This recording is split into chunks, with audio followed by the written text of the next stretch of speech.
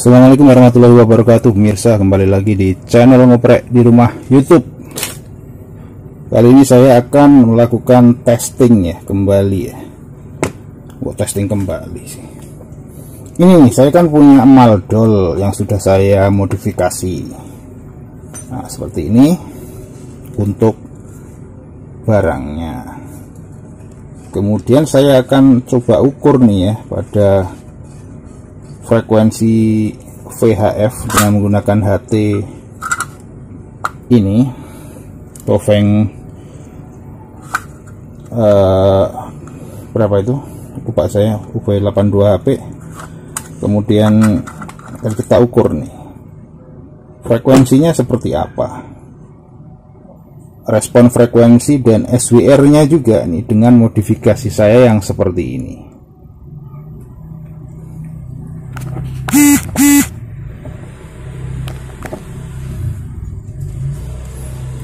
Jadi modifikasinya sih tidak banyak, untuk core-nya segala macam ini masih sesuai dengan skema rangkaian umum dari ini ya, untuk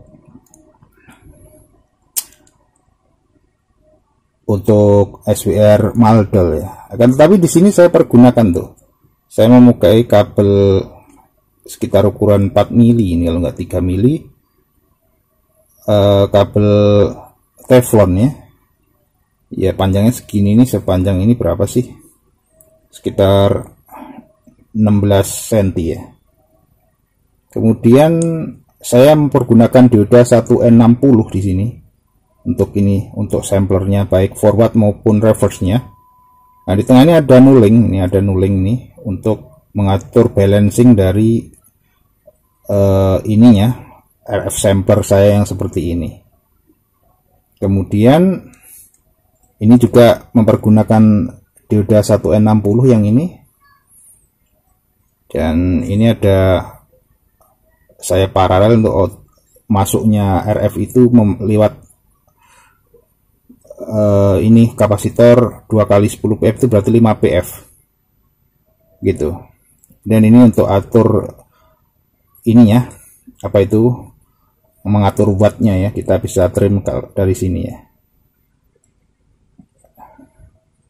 Ini sebenarnya dulu kemarin saya ingin eksperimen dengan segala macam. Ini rencananya juga domilotnya saya masih waktu itu saya ingin kasih dalam, tetapi kemudian berubah lagi rencananya.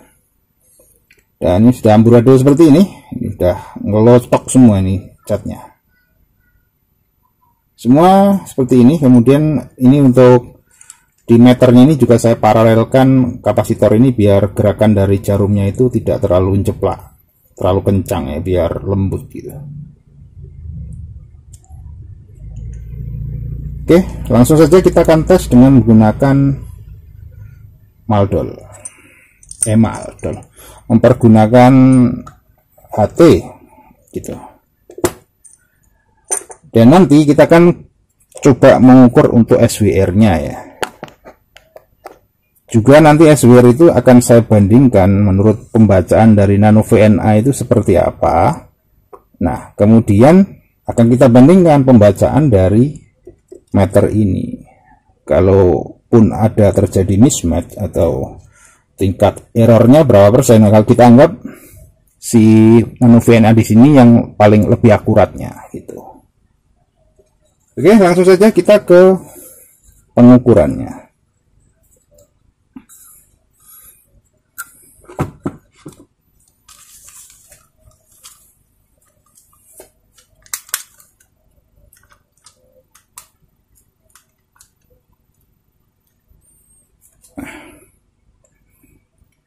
Pengukurannya ya tinggal kita pasang dummy load, kemudian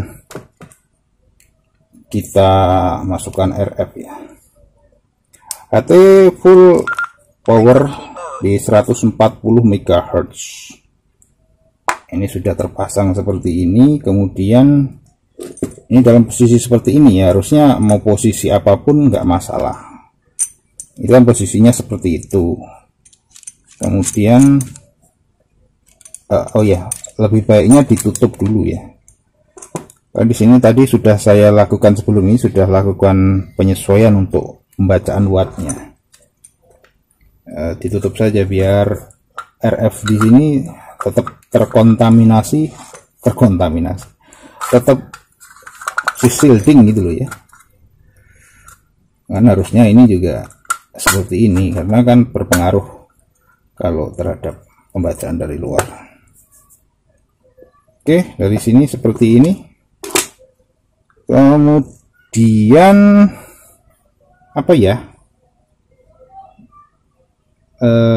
ini dulu deh, kita akan tes powernya ya. Ini pada posisi SWR.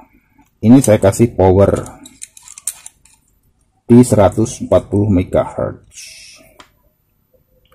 Ini pastikan sebisa kencang-kencangnya seperti apa, pastiin dulu. Kemudian ini akan saya coba ya.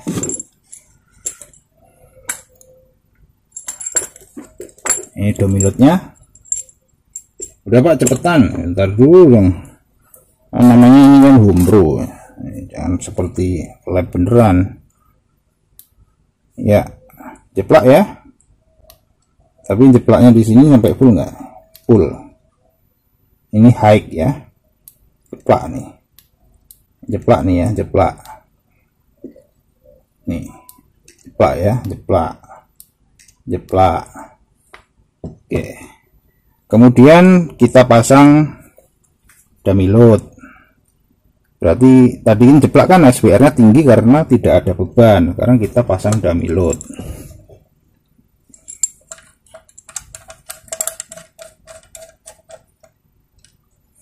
Dummy load sudah terpasang ya.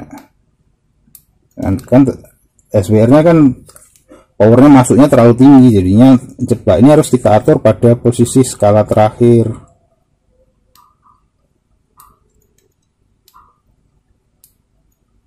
Kalau terlalu besar maka akan besar jeplakannya. Nah ini sudah ini ya udah ideal ya. Nah ternyata pada idealnya ini jarumnya masih gerak.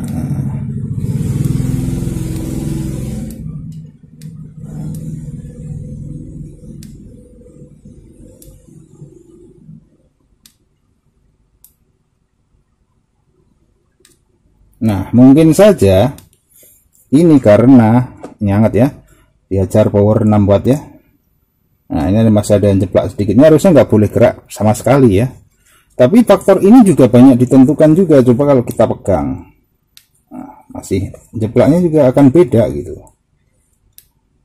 Nah, tapi masih ada yang jeplak, ini harusnya nggak boleh jeplak sama sekali. Ini kemungkinan banyak faktor seperti tidak kencang, itu juga ngaruh. Malah lebih jeplaknya lebih tinggi. Pengaturan ininya dari kalibratornya terlalu besar, bisa juga. Kayaknya ini yang paling benar nih. Nah, berarti tidak linear juga. Ini berarti ini yang paling benar. Ini harusnya seperti ini. Kemudian dari sini ini harus kita copot ya. Kita copot, kita pencet jeplaknya, jeplak ya full, jeplak full. Ini berarti calibrated open load juga. Sekarang kita coba lagi. Nah, terjadi geser lagi. Coba kita tentukan lagi. Nah, harusnya seperti itu. Dari sini kemudian pembacaan power ya. Pembacaan power pada skala 12 watt. Nah, terbaca 8 watt. Mungkin saja memang 8 watt. Ini diputar-putar nggak akan ngaruh nih, akan ngaruh 8 watt ya, namanya juga barang homebrew ya, di 140 MHz. Sekarang kan saya coba ganti ke ini, pindah ke ini ya, ke 145.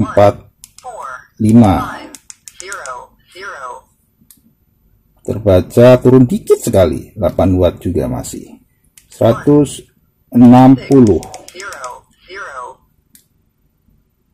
Terbaca lebih 9 watt. Tentunya spesifikasinya kan kalau untuk Maldor itu kan hanya 200 MHz, 220 MHz. Ya anggaplah di sampai 150 MHz masih presisi gitu. Kemudian dari sini kita akan tes apa lagi? Coba kalau RF powernya kita kecilkan.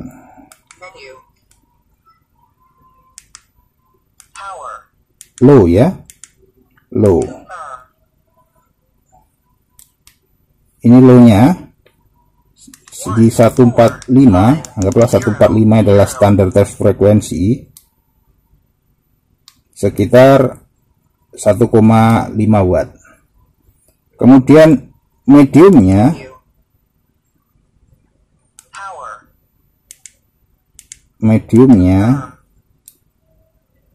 terbaca 6 watt, 6 ya, 6 watt. Kemudian coba ke high-nya,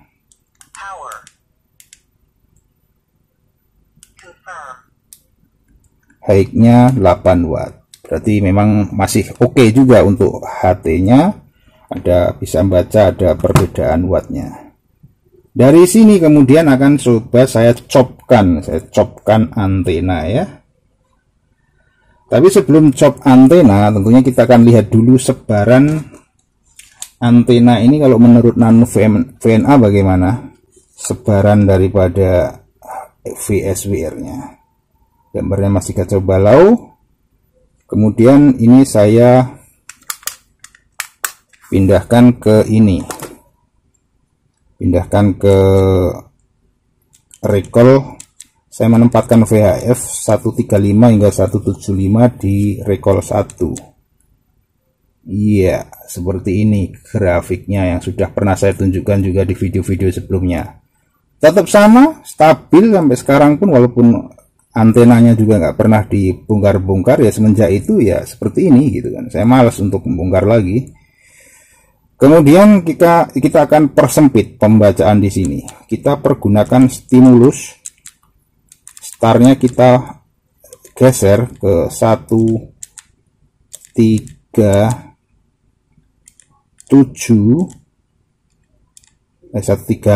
aja ya, 38 MHz. Kemudian N-nya kita pendekkan, stopnya ke 150.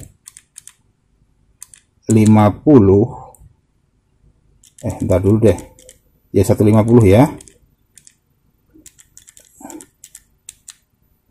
Jadi dari 175 ke 150.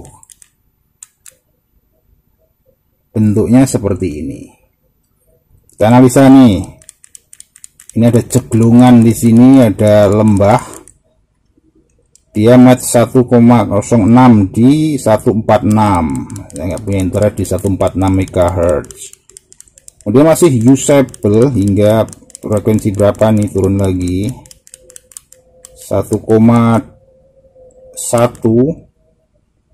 1,2 di 144, itu 1,2. Susah sekali saya menempatkannya ke 144 ini, karena juga kadang kan saya butuhnya juga untuk buat chipset di 140-an MHz gitu. Makanya ini sampai terakhir nih yang ceglungan di awal di sini itu pada lembah ini di 140,160 nih ya, 1,0,9, 1,1. Kemudian kalau lebih turun naik lagi masih usable 1,2 2 1,3 itu di 141 1,3. Jelas ya, seperti ini. Sekarang kita pakai yang akan saya ukur ini nanti di 139 itu SWR nya ini udah 1,30 nih, 1,4 ini. Kan kita bandingkan ya, 136 hingga 141 tadi ya. Harusnya bacanya si SWR nya dari Maldol ini nggak boleh jauh-jauh dari ini. Kita coba. Oke.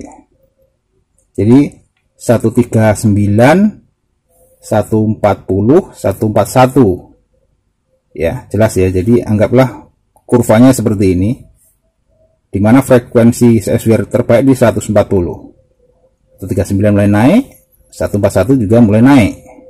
Jelas? Ya, jelas. Gampang sekali dimengerti. Kemudian ini dicopot. Untuk nano VNA sudah tidak kita gunakan lagi, kita matikan. Dan kita cobakan pasangkan sebagai antena.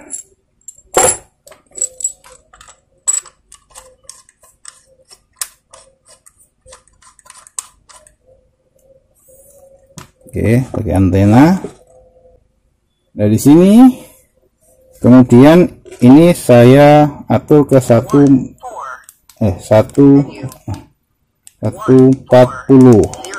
di center frekuensinya ya. Kemudian power masih 8 watt. Kita posisikan ke SWR. SWR, kemudian kita tes.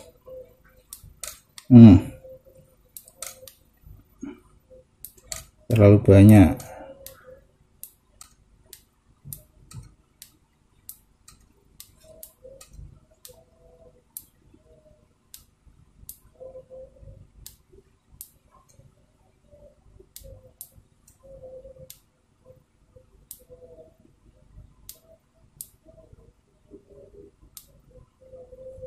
Bisa jelas ya, dilihat ya.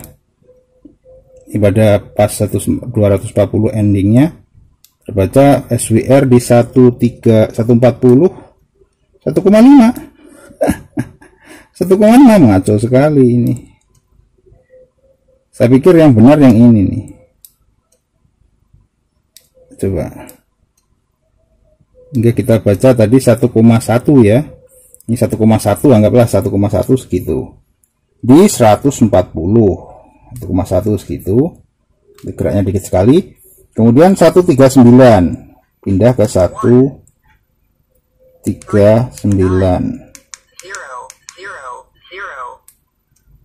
Wah, 139 tidak utek-utek, ini masih tetap 1,1. Coba ke 138. Ini harusnya naik. Ya, naik dikit. 1,2. Kemudian 141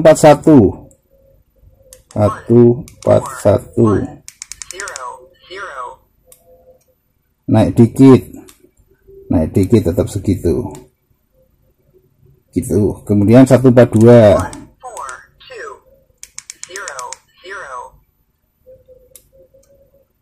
masih 1,1 juga gitu.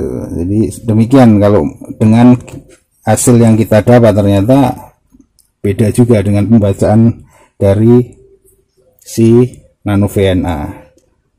Semoga seperti ini, namanya juga alat hombro yang adalah ini bisa dipakai gitu ya sebagai penunjukan ancer-ancer baik SWR maupun power meternya.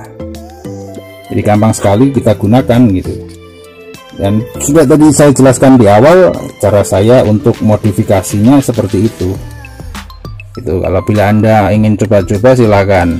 Sebelumnya saya sudah punya kan yang untuk model yang sekarang saya kasihin temen, itu yang dioprek oleh temen dari tukang oprek FM, Om Tangju Ponorogo. dulu tahun 2000 berapa itu lupa, 2016an tuh. Nah ini tinggal ini nih, jadi saya pernah beli 2 kali ini saya beli ini sudah SK ini yang menjual nih kalau nggak salah, ini entah yang ini atau yang mana itu, yang Taufan yang ada di Facebook juga, yang di Prabowo saya apa lupa, tapi beliau sudah silent K tahun 2021 kemarin kalau nggak salah. Itu asal usulnya. Ya semoga apa yang saya demokan di sini bermanfaat bagi Anda dari kalangan penyuka radio entusias, radio amatir. Di sini Rudik with operator dengan Yankee Delta Zero Alpha Yankee Alpha. Sampai jumpa di udara jika sempat. Ya, coba kita tune ke 14 310.